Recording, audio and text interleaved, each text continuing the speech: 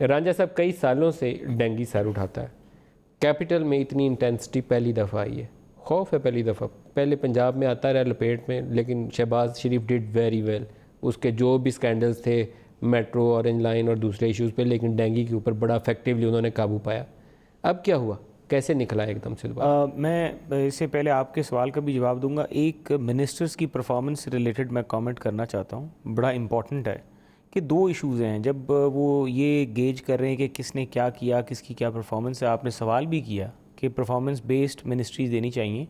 ایک چیز ضرور دیکھیے کہ ساتھ میں ایس اے پی ایمز بھی ہیں، special assistant to prime minister, اور ان کو پورٹ فولیوز بھی دیے گئے ہیں. اسی طرح ایڈوائزرز بھی ہیں.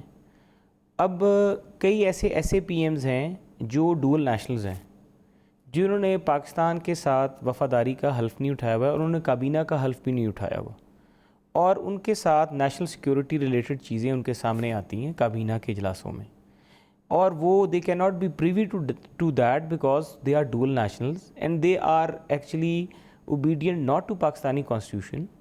دے آر آپ ناٹ. کو یہ ایشو پارلیمنٹ کے اندر یہ ریز بالکل کرنا میں چاہیے؟ نے کویشچن اس پہ پارلیمنٹ میں اٹھایا ہے، آپ پوری ان کی اور فہرست میں نے مانگے اور اس پہ فہرست مانگی ڈسکشن ہے، کریں. میں نے کویشچن مانگ کیا ہے. وہ وہ ایشو ہے which is a very important issue. Prime minister کو یا سب لوگوں کو اس چیز کا نوٹس لینا چاہیے. میں نے یہ بھی انفارمیشن مانگی ہے، اور میں نے ساتھ میں یہ بھی انفارمیشن مانگی ہے کہ ان کے ایسٹس جو ہیں، چاہے اوورسیز ہیں، جو وہ بزنسز اون کرتے ہیں، مجھے ان بزنس کی بھی تفصیلات چاہیے.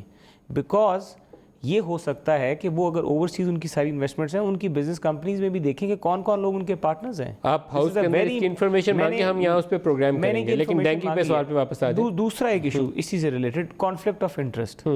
کئی ان کے وزراء ہیں جن کا کانفلکٹ آف انٹرسٹ دیکھنے میں سامنے آ رہا ہے. اس چیز کا بھی نوٹ بالکل ہونا چاہیے کہ کانفلکٹ آف انٹرسٹ جن کا ہے وزراء کا، ان کو بالکل آپ کیبنٹ سے باہر نکالیں، کیونکہ وہ تو آپ کے لیے سورس آف امبیرسمنٹ بنتے جا رہے ہیں، اور ان کے اوپر کئی جگہوں پہ ٹاک شوز بھی ہو رہے ہیں، باتیں بھی ہو رہی ہیں. رزاق داؤد صاحب کا ایشو چل رہا ہے، ندیم بابر صاحب کا ایشو چل رہا ہے. اس طرح جی آئی ڈی سی آیا، کون لایا، کیا بینیفٹ تھا، کس کا تھا.